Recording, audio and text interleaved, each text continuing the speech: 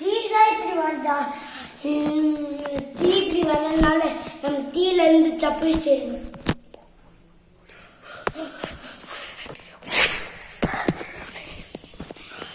அப்பாடோ தப்பிச்சிட்டோம்.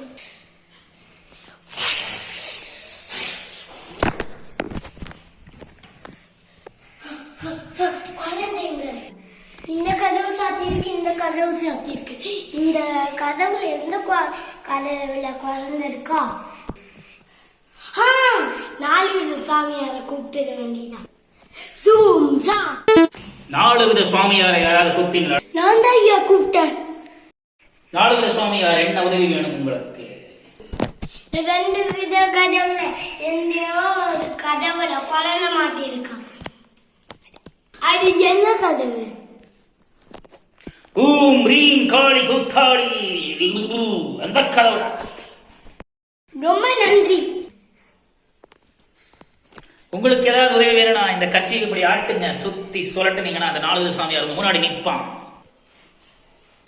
நான் வரேன். 4 வித